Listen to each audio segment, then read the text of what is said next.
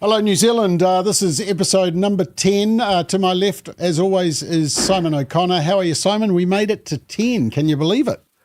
I know, and then cancelled. No, I'm kidding. No, it's wonderful. No, it's really cool. It's I know when you and I first sat down and talked about this as a concept, and then to not only have it start, but here we are, show 10. Yep. Brilliant. Okay, and people are coming on slowly but surely, and if you want to make comment, which you are most welcome to, you need to go to the Family First Facebook page or the YouTube account, Family First NZ, so that if your comment does come in, then I can make sure that it comes through, but we've got some comments coming through already, so that's good. Everything is working. Now, one of the things we were going to do slightly different tonight, Simon, is that we want to just put up a poll question, and the poll question is this: do you support a 4-year parliamentary term, or do you want to stick to 3? So if you do want to make a comment, or, you know, we're discussing stuff and you don't want to comment about that, you just want to listen in, but we do want to hear your opinion just on that question. 4-year terms. Simon, where are you on this one? If I remember rightly, you thought it was okay? Yeah, I actually don't mind the 4-year term, but acknowledging there's a whole lot of issues potentially with it. Long and short, there's no other real checks and balances. But from my time in Parliament, 3 years goes past far too quickly. So, yeah, I don't mind 4 years. Okay, I'm definitely a 3-year man, unless we have an upper house or a binding citizens-initiated referendum. There's no checks and balances, and the thoughts of having certain prime ministers for more than 3 years at a time just sends the heebie-jeebies down me. So, rightly or wrongly. And there we go, people. That was the 10th and last episode of the major falling out by Bob and Simon over 4-year terms. So let us know 4-year terms or 3-year terms, yes or no for a 4-year term, because apparently we're going to be voting on it at the next election. Anyway, let's get into our first topic, and I've entitled it Working or Shirking. In other words, working from home. Do you work or shirk, Simon?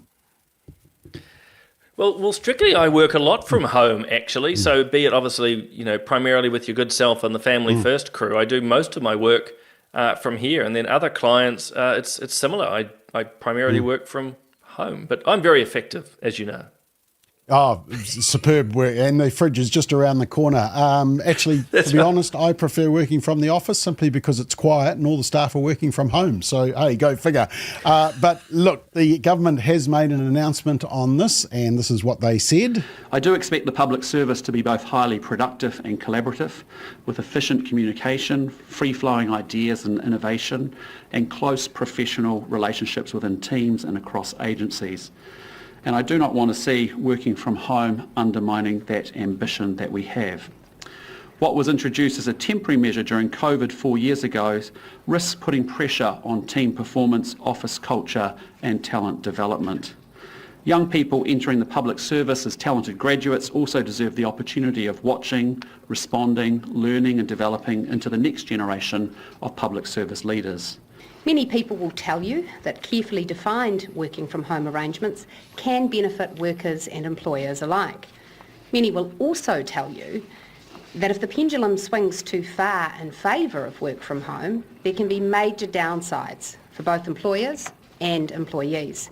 And that's even before we consider the effects for CBD retailers, restaurants and cafes. Interesting, because I always thought that if you worked from home, like in your case, Simon, you go down to your local CBD and your local cafe. So who's actually missing out here? But I mean, is there any good justification for getting people back in the office? Look, I think so, particularly within the civil service. You know, many years ago, I worked within the Ministry of Social Development, and actually, particularly in government bureaucracies, I think there's real merit for people being in the office, bouncing ideas off one another. I think there's a social element which is actually quite important, and that will apply into the corporate sector too. In my corporate jobs, I would again say working from home was not as useful, but you know, without sounding biased myself, a lot of what I do to support you, Bob, and with other clients is, you know, media-based and strategy, so I don't need to be as much in the office. But, you know, even if I'm allowed to speak for Family First, we get together once a week and bounce ideas over a good couple of hours. That social side's really important. Yeah, I think one of the arguments they were trying to make was that you could save money by not having to lease offices, and so therefore you could save money by people working from home but still have the contact over Zoom or Teams or whatever. I mean, is there justification for that argument? Save money on the rent? Well, there's some justification, but I suppose it's different courses for different horses. I mean, at the end of the day, that interaction that we have amongst one another when working is actually quite important. And, I found even in the political realm, sitting in select committees where you're only talking to people via Zoom, it's just not the same. I mean, was it last week you actually gave a presentation to the select committee? It'd be interesting to give your impressions of that, because there's something about face-to-face and actually being in the room. Yeah, and actually somebody texted me who was in Parliament and was sitting at the back, and he said, Bob, do you know that while you were doing your presentation, half of them were on their phones? And I wasn't able to eyeball them because I couldn't see them, although actually, come on Simon, let it slip. Does that happen quite often, that people are sitting in select committee on their phone, the MPs? Yep. Yeah, it does, for at least two reasons. Sometimes if it's their phone or laptops, it's actually how we access the papers. So a lot of the time you're actually looking at your written submission as you're speaking. But there'll be other times, to be completely fair on the MPs, hours and hours of submission, particularly you're in opposition and you're not going to win the argument. You just sort of get distracted, to be honest. Yeah. Human nature. We should do better. I should have done better at times. I'm sure I fell into it. But yeah, it does happen. Okay, now the question that we're asking for the poll is: should we go to a 4-year term? Yes or no? The answers are pouring in, and I will give. I'll go through some of those a bit later on once we get into it. The Mood of the Boardroom, which is a New Zealand Herald initiative, is where they now. Just correct me, Simon. I was actually trying to find the background or the methodology to the Mood of the Boardroom. They basically send out a survey to all CEOs or major CEOs in New Zealand. Is that correct? Yeah, I'm not 100% sure of the methodology either, but the broad brushstroke is they go to, again, even which companies, but the big companies in New Zealand, and ask the CEOs what they think, rating MPs, the ministers and shadow ministers between 1 and 5, and then they aggregate the results. So it's pretty crude and simple. Yeah. Well, I thought we could just have a quick look, and I'm just interested from your perspective as to whether you agree with these ratings. So this is how they rated the cabinet. And most popular is the Minister of Education, Erica Stanford. So this is out of 5. So Erica's 4. Simeon Brown, our good friend, great guy, is on just on 3.9. Transport, I think he's doing a great job. Nicola Willis, the Minister of Finance, which I think is a bit of a pat on the back, considering these are business leaders, and she's had to make some pretty tough decisions around austerity, etc. Chris Bishop is 4th. Judith Collins on Defence is 5. To be honest, I heard her on the radio today, and it was about the first time I'd heard her for ages. This is an interesting one. The Prime Minister is number 6, so maybe he should be demoted on Cabinet. I won't say that too loud. First in is number 7, Winston Peters. Now, just note where Winston Peters is compared to a certain other member of Cabinet. We'll come back to that. Number 8 is the Minister of Police. And number 9, who's too busy readjusting birth certificates, is Brooke van der Velden. She's 9. Now, further down the list, there were a couple of interesting ones there. You've got to go right down to number 12 to see David Seymour, who's got 3.4 out of 5. Shane Retty, Dr. Shane Retty, obviously the health portfolio's that's the poison chalice one, isn't it? Shane Jones there, regional development, which is interesting because you've got a whole lot of business people judging him on that. Paul Goldsmith on justice. And our friend Matt Ducey, mental health. What has he done? He's done nothing around puberty blockers. He won't even talk on it. You can't even get an interview out of him. He's literally hiding, and maybe that's what the Mood of the Boardroom is. He's hiding. Where is he? Any surprises amongst all of those ones for you, Simon? Not really, actually. When I looked at it this morning, I was sort of quite surprised. I mean, I have not literally gone and ranked these guys, but in my own head, it sort of accords, what Eric has done in education, particularly, the focus on maths, reading and writing is very, very popular. Refreshing, yeah. Absolutely. Might be interesting if they put the immigration lens across what she's doing. That's a bit more controversial. But look, put really simply, someone like Simeon Brown, if it wasn't for him actually making announcements around everything from new roads to traffic speeds, there wouldn't be much coming out of the government. So I think that's well deserved. You think Christopher Luxon should be worried that he's not as high up as some of his colleagues? I don't think he should be worried, but he won't be happy. He likes to be the smartest man in the room, and he'll be disappointed that he's not at the top. But part of it, I think, he shouldn't be surprised because he's actually fairly low profile as a PM. He allows more time to the likes of Winston and Seymour. I was a bit, actually, when I say it out loud, I was a little bit surprised actually Winston wasn't higher, but I suspect that's because he's a slightly controversial figure. And I suppose the other point, Bob, is that the CEO is looking at the wider, looking at some of the wider issues. I wonder if the CEOs are playing as much into sort of their political preferences than actually sort of a strict corporate view, for example. Yeah. Okay. No surprise with Matt Ducey being down there. He's missing in action, isn't he? Both on the whole transgender issue, which everybody's concerned about, but also on the mental health. There doesn't seem to be anything happening in this area, is there? No, and you almost have to think there's deliberately nothing happening, particularly post the Cass report. New Zealand's been a massive outlier. We're waiting for new guidelines.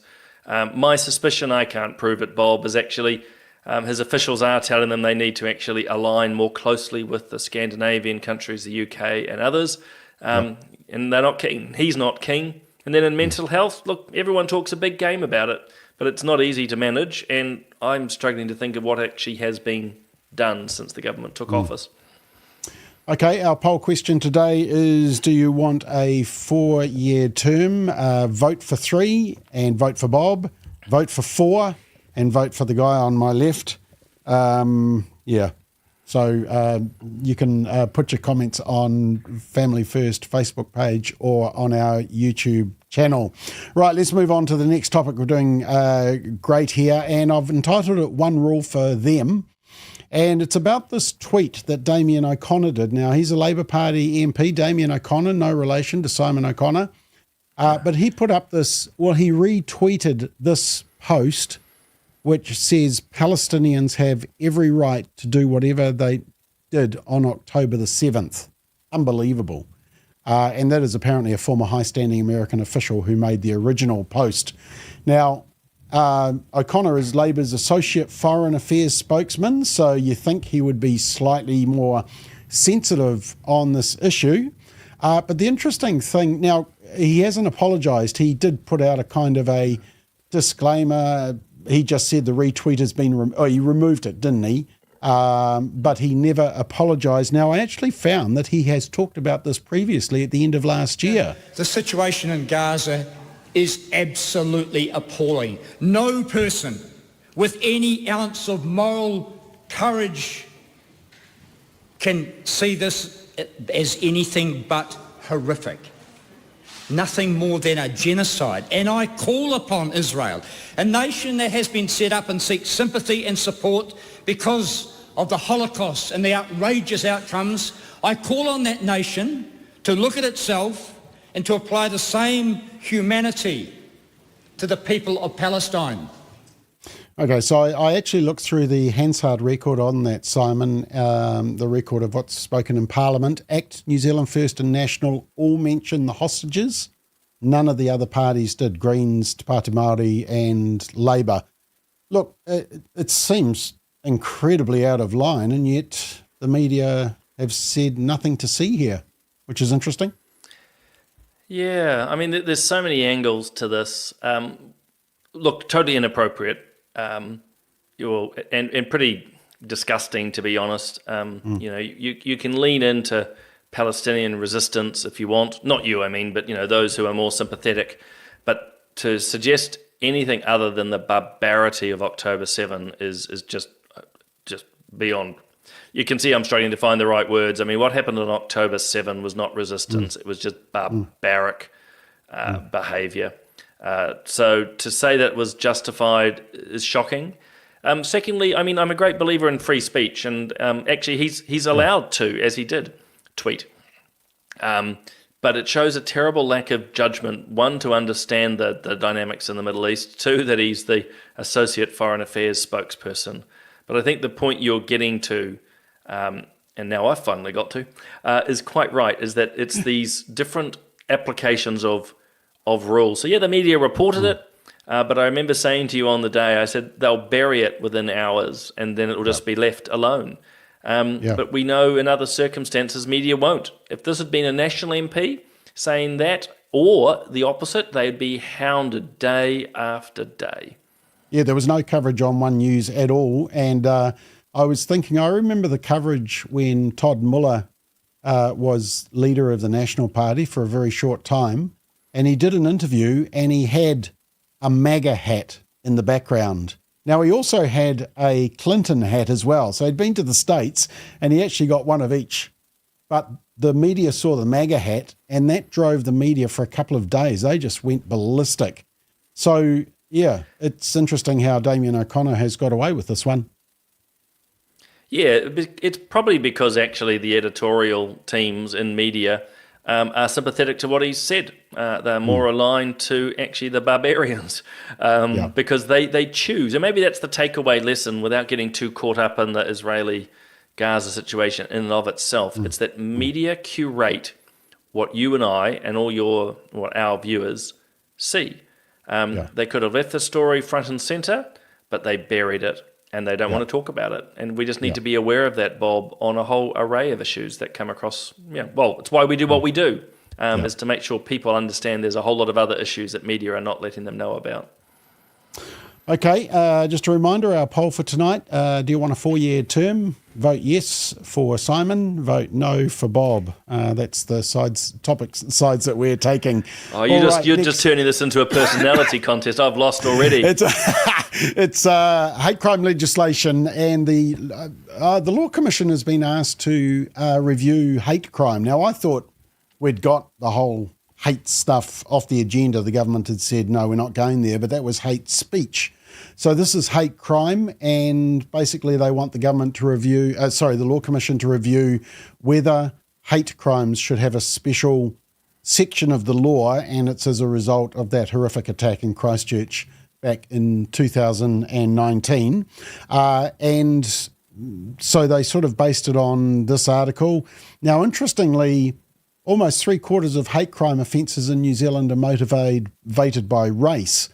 When you actually look at the breakdown, you can see there just that orange is racial tension. And surprisingly, although you wouldn't think so listening to the media, that little pink segment is gender identity.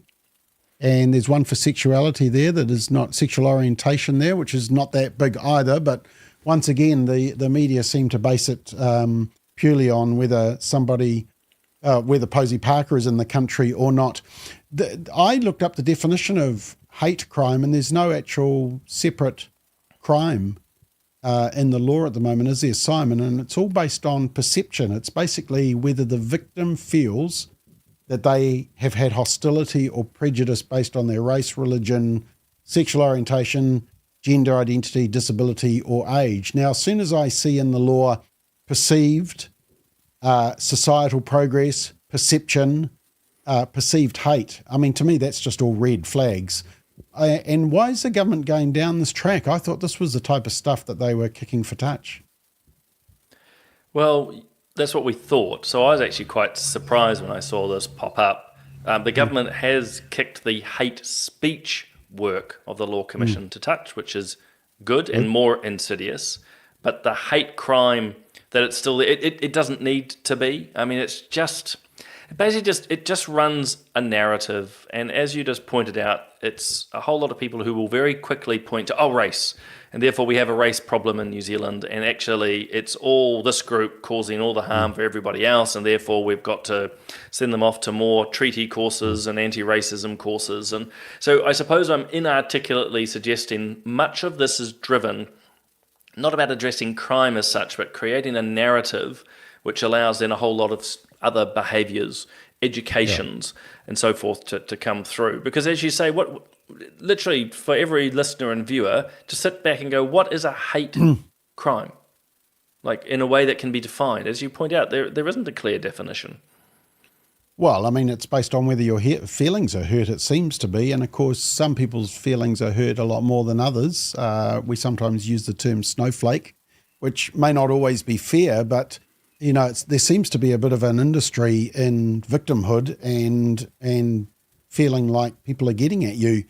And for hate crime to be based on purely on the perception, I mean, to me, a crime is a crime. If you assault somebody, whether somebody's done it because of their what they perceive to be their sexuality or their race or their disability or whatever, or they're holding a Jesus loves you sign, it's a crime as far as I'm concerned. So why do we even need to put this word in front of it, a hate crime? It's a crime. It is a crime, but they want that word in front of it for the very reasons you've actually outlined. It's undefinable, it's emotive, and it allows those pushing this type of crime to say, look, we need to re-educate a whole lot of people in New Zealand. You know, the same, was it Kylie Quince, the AUT law professor, calling all the New Zealand police racist? Why? Because it enables them to then assert power. And so the other very quick point, Bob, and you've touched on it, it's about perception from the victim. And so put in really crude terms, if someone gets attacked in the street today and has their cell phone stolen, that person turns to police and says, well, actually, I'm also Pacifica. I'm pretty sure they attacked me for my phone because I'm Pacifica. Then that's a hate crime. Whereas probably more likely they just wanted the cell phone. And it's the same if it applies to Māori or European, French, Chinese, it doesn't matter. But if the victim claims that's the reason they took the phone, it's like, well, maybe, but more likely they just wanted the phone. Yep. Okay, let me remind you again, the poll question. Do you want a 4-year term or do you want a 3-year term? Yes or no? We've got lots of answers coming in, so we will see. You're killing me, Bob. I'm holding you in suspense. No, actually, I don't know if you have lost. Actually. We'll see. We'll see what happens. Okay, look, let's move on. And Luxon sold a property in the capital, so that's why I've called it the capital gain. I'm not sure if it's only in Wellington that you have capital gains, but he sold his Wellington apartment because he was waiting for refurbishments at Premier House.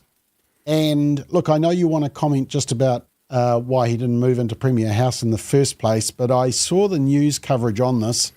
And a lot of people told me that they were really ropeable when they watched this. It seemed like a hit job. So just have a watch. Christopher Luxon's now sold his Wellington apartment, purchasing it in 2020 for $795,000. It's pending settlement for $975,000, meaning a tidy profit of $180K. I just see a sense of entitlement with this Prime Minister. The sale raising that political hot potato issue, capital gains tax. We don't believe in a capital gains tax or a wealth tax. We think, for people who actually generate wealth in this country, it's a massive disincentive. They have spent a bit of money doing the apartment up since they bought it, and they've done a really nice job of it.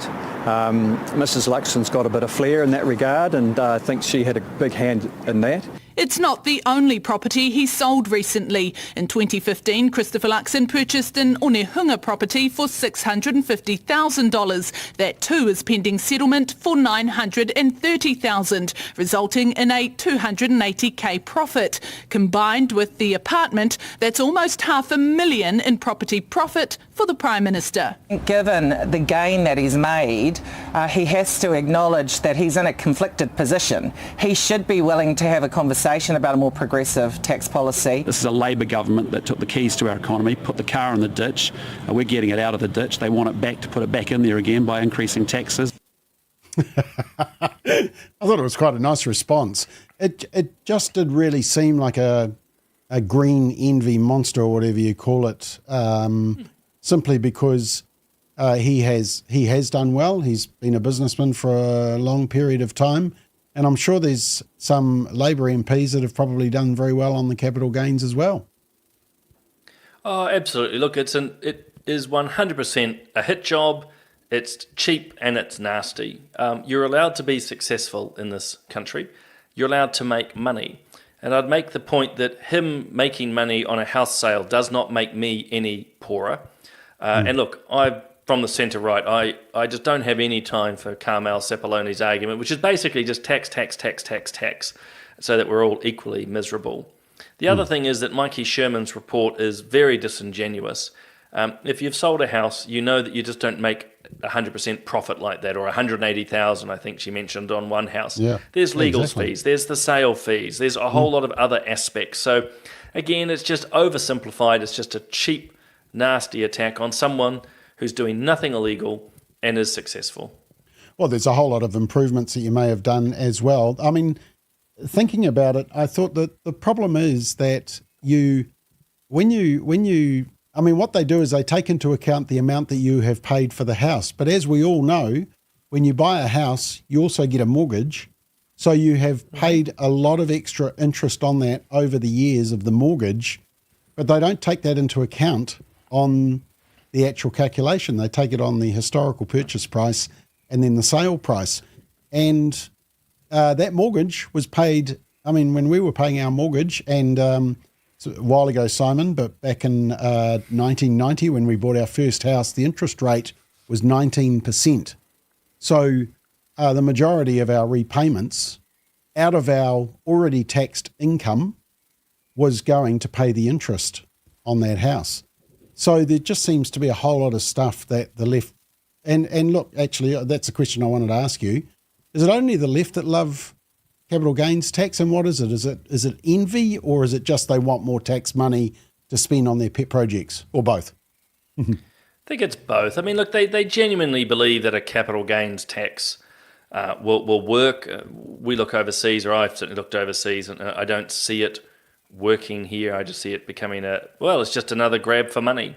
I don't know if I've forgotten where I spoke about it. It might have been on Straight Talk on Monday night with you and the others, but we're already highly taxed in this country, incredible amount of taxes. So obviously what you get off your income, and then you've got your ACC taxes and your fuel taxes and GST, of course. So, it is really just envy. People just want to take more and more money off those they perceive to be wealthy. And just quickly on your mortgage side of things, an apartment like that in Wellington, and I'll declare my hand, I own one there, body corp fees are horrendous. The rates are horrendous.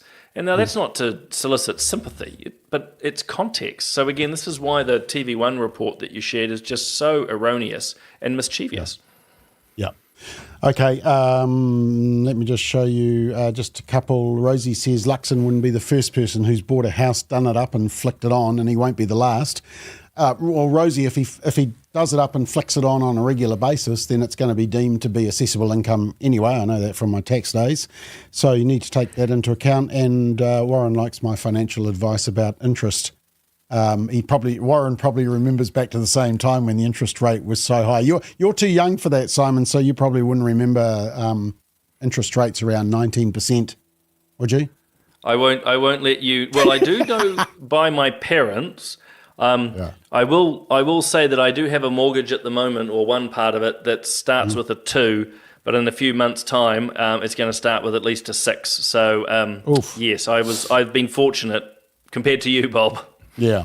Okay, well, speaking of someone who's making very good money, that's Jacinda Ardern. Apparently, agencies in the US, UK and Asia are touting her as a speaker, and they reckon that she could earn, she's doing it with people like Amal Clooney, George Clooney's wife, Ellen DeGeneres. These are all people that I'm just dying to go and hear, and others are, she's been speaking at the New York City for Climate Week. She was, of course, at the Democrat conference, and she's working as a board trustee for Prince William's Earthshot Prize.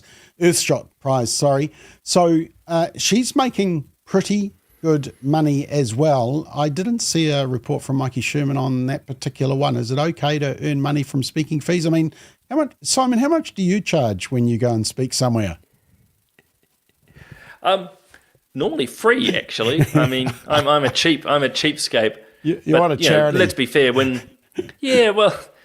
are usually actually very kind. When I do go out speaking, they'll pay for your petrol or something. But no, I don't charge. There we go. There's an advertisement. I'll come and speak to you for free. There we are. You're going to get all the speaking engagements pouring in now. But look, there's a whole lot on the tour, isn't there? There's Boris Johnson from the UK, Kevin Rudd and Julia Gillard.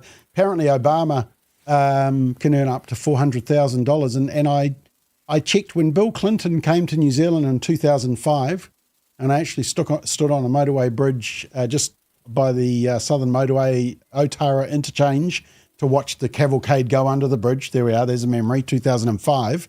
But in 2005, his fee was rumoured to be $500,000.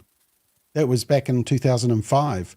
So I guess, is it okay for politicians to use their political position to be making this type of dosh? I mean, I think it's just good on them. They're taking advantage of their position, even if we may raise our eyebrows and say, why would anybody actually want to listen to those people? Yeah. Well, where to start? I suppose the short answer is I don't mind it. I don't. It doesn't sit comfortably, that sort of amount of money. And, you know, when I think about what Jacinda did to this country, doesn't matter if you think of the economy or the mandates, education, race relations, she's damaged our country terribly. Absolutely terribly. And yet, you know, overseas she's been touted as some amazing progressive. Look, if they want to listen to her and they want to pay that money, then that's up to them. I've seen some commentary in recent days of people saying this is not right, politicians shouldn't be allowed to do this. I just don't think there's a place for regulation and rules in this situation. She's not doing anything illegal. Good on her. I can't really say much more. I mean, it's uncomfortable. That is a lot of money, and for who she is. But yeah, people are allowed to pay money to hear other people. Okay, Ricky says, I'll be nice, Bob, and reserve my point of view on that one. What's that referring to, Ricky? Is that my whole opinion over the whole show, or one in particular? Elaine says, hi, Simon. Would you be interested in talking to our Voices for Freedom group in Palmerston North? Oh, absolutely. The fee's just gone up, apparently. That's right. Neil says, Jacinda is merely following the example set by Obama. Apparently, he doesn't get out of bed for less than $500,000. And Neil adds, it's an odd form of socialism, isn't it? Which actually, that'd be quite funny. Rachel says, wow, you'd have to pay me big dollars to hear Jacinda. And, oh gosh, you ladies are being mean. Philippa says, I think we should pay Jacinda not to speak here in New Zealand. I can't believe how mean you ladies are. I mean, gosh, she's one of you. Anyway, let's move on. No, just a reminder about the poll because we're running out of time. If you want to have your say, Ricky says around the Red Queen. Oh, Jacinda. Okay. He's got a different point of view. What's the difference? So Ricky must want to hear Jacinda. Okay. 4-year term. Hey, can I just point one really quick thing? Sorry, firstly, apologies. Gordon and others will be freaking out. I didn't pull the blind, so more and more lights appearing on me. But secondly, just to relate the Jacinda point, as you say, if by report she's making $200,000 plus per conversation, why is that not getting the same headline and obsession as Luxon selling a house? It just comes back to that, and the Damien O'Connor question, just how the media chooses to report these things differently, depending on where your political allegiance is. Yeah, exactly. All right, has the government lost the narrative on the whole Dunedin thing? So a crowd estimated it up to 35,000. Heard speakers slam the government misinformation, tell MPs they will be responsible for deaths caused by a hospital downgrade. And the government is investigating 2 scaled-back options. There was a big march in Dunedin on Saturday. This is how the government tried to pitch it. The cost of this project cannot be justified when hospitals around New Zealand are crying out for maintenance, upgrades and new facilities. We can't justify spending up to $3 billion here because that comes at the cost of potentially in other investments in the wider region, but also other regional hospitals in Nelson, Whangarei, Napier. That is the blunt truth. So the government has 2 options on the table. Scale back the current project by, for instance, not building as many floors and delaying the fit out of some areas, or can the new site and undertake a staged development of the old hospital site with a new clinical building and a refurbishment of the old ward tower. The cost of the new Dunedin hospital could approach $3 billion. That would make it one of the most expensive hospitals ever built in the Southern Hemisphere. That is untrue. Where did this figure come from? Who knows? Well, I think if we admitted Chris Bishop to the gastroenterology department at Dunedin Hospital, we might be able to get a scope and find out where that $3 billion figure came from. The last government knew this project was going wildly off course and chose not to take steps to bring it back on track. This is a manufactured crisis about the cost of this. All right, I'll get your comment on that, Simon. Just before I do, though, I did unearth this from 2017. Apparently, Jacinda said that if they get elected in 2017, well, they do say that they will start building the hospital. What happened? Did they start it? What happened for 6 years? I mean, it should be built in 6 years, shouldn't it? Yeah, this is why it becomes, if you will, a little bit complicated insofar as, look, same with the Labour side of things. This is just another example of they talked big, promised big, and weren't able to deliver. And so, you know, part of that 35 or so thousand people will be frustration at whoever's in government at the moment, because Dunedin's been promised this for a long, long time. And that frustration's boiling over. I think, unfortunately, National is losing the narrative in health. It doesn't appear to be on top of things like this. And so this, I think, just from an optics or a perception point of view is very poor. But I can also understand it's just, you just don't have unlimited cash. I mean, this is one of the biggest issues in government, is everyone wants something and there's only limited resources. And so, you know, I'm sure Chris Bishop and Shane Retty are feeling quite frustrated because, again, their predecessors, the Labour government, set a very high bar, probably didn't cost it out properly, a bit like the ferries, the Cook Strait ferries. Big promises, didn't do the costings properly. Now that they are going, oh my God, we can't afford this. But that's not going to go down well with Dunedinites. They've been waiting for this for a very long time. Well, based on that march, it seems like the government's lost the room. I mean, can they just depend on the fact that the Deep South is always going to vote for, are going to be true blues, or are they going to be panicking a little bit about this whole, just the perception and the look of this? I think it's going to be an issue around, it is a perception thing, and I think it's the wider health issue. So Dunedin Hospital, they won't forget. Actually, a lot of Dunedin votes Labour. I think they're actually Labour seats, although the rural goes to National. But no, they won't let this go easily, but unfortunately this is just another issue in health. Because so many of our hospitals are in a terrible state. And look, this is the problem of being in government. You know, rightly, Shane Retty can look back and say, this is not my fault that, you know, all these hospitals are failing. But he's now the one responsible, and that's all that people will think. Okay, look, I just want to put this one up because it raises a good point. Tony says, how do you think Labour could complete the hospital when they aren't in power? I'm not a Labour voter, but far out, you guys are so one-eyed it hurts. Or Simon's eye is hurting at the moment. I don't know if you saw that coming. But, I mean, Tony raises a good point. Should they have built it in the 6 years? You know, what was the hold-up? Or is that just the reality of building a massive hospital that needed to be built? No, they stuffed around.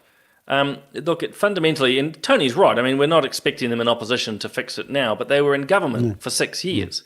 And it doesn't matter if it was the Dunedin Hospital, the Central Rail Loop being completed, the, the tram or whatever that was meant to go from Auckland Central to the airport, light rail, apologies, the Cook Strait ferries. Basically, in my opinion, the Labour ministers thought that they just merely say something, then things happen. Yeah. They thought they were like the word over the deep in Genesis 1. They just had to say it and it would come into being.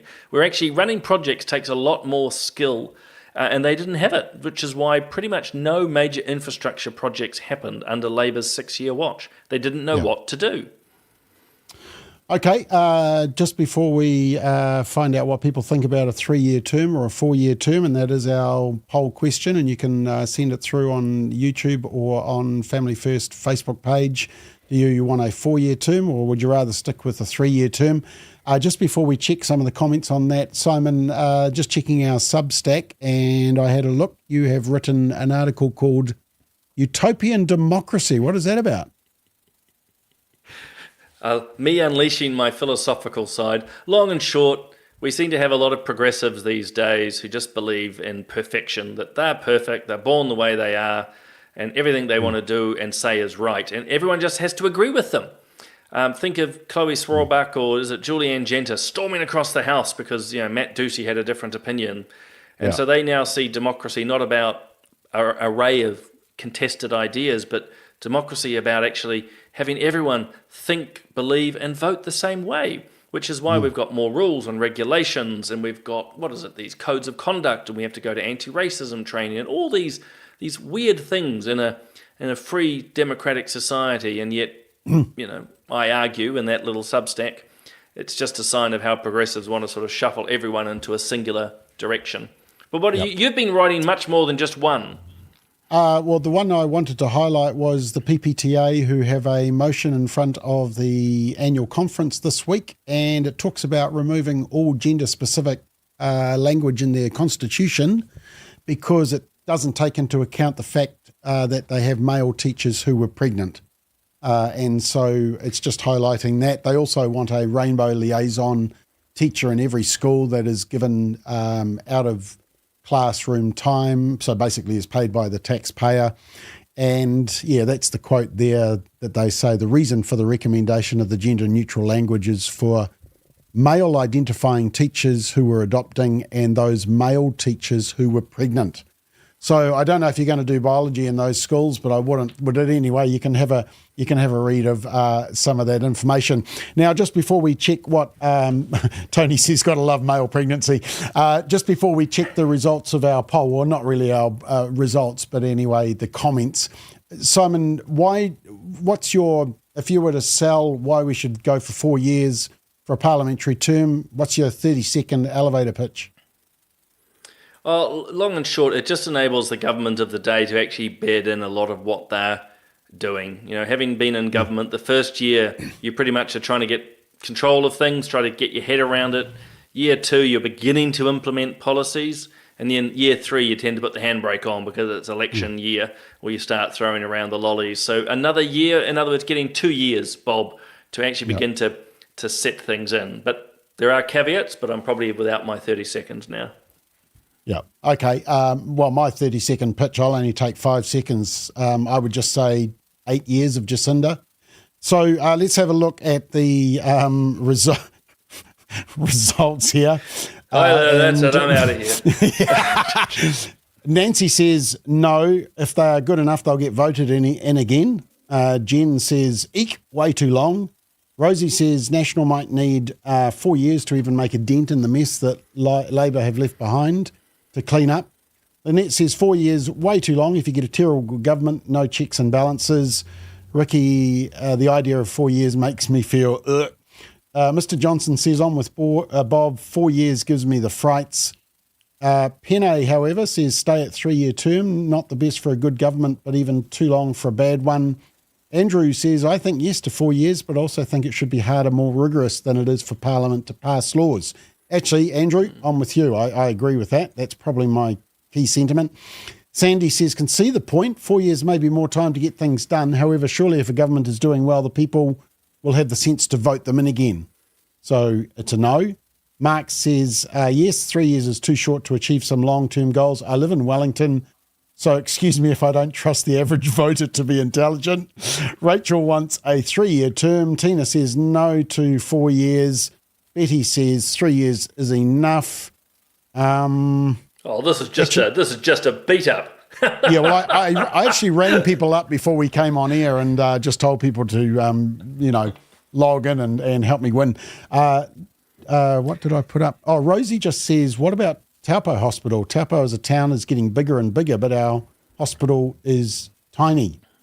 And I'll give Tony the last say because he gave us that nice feedback earlier. 4 years ain't long enough, absolutely pointless. We get 3 terms National, 2 terms Labor, never get anything complete. Actually, that's one of the interesting things, Simon, is that, and I think we discussed this last week just when we touched on it, is that it's very rare that you get a one-term government. Most governments we've had have been either 6 or 9 years, haven't they?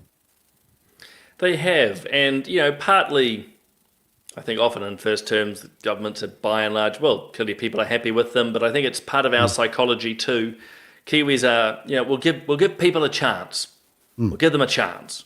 And I think that almost happens, why most parties get a second term. But I'd make the rider, or the observation is it's very easy for us to say, oh, well, National got 9 and Labour got 6. Well, we know that after the fact. When you're in government, you're going, will we get re-elected? And look, if there was an election tomorrow, it would still be exceptionally tight, actually. There'd be no guarantee that this coalition would survive. I'm not saying it's falling apart, nothing like that, but it's real tight. The polls are really tight. Yeah. And that tends to be always the case, isn't it? It's 2020 was kind of the first time we've had a majority government in a MMP setup. So that shows that it's certainly the exception, isn't it? Very much so. In fact, arguably, Bob, this is the first proper MMP government that we've had. Three parties working together. We all know what negotiating with one other person's like, or group. This is the first time in MMP that actually you've got 3 groups competing or negotiating at least. Okay. Is it my imagination, or is your seat going down as the longer we go on this episode? No, as I say, you're staying out of the sun. Can prove to people, I can prove to people this is live, and because we've had daylight saving, I hadn't adjusted. So apologies to Gordon who does the production, but no, that's why I'm just moving out of the sun. Okay, well, you go and do some sunbathing because we're out of time. Thank you for watching. We will be back next Thursday at 5 o'clock with more political playback. Until then, have a great night.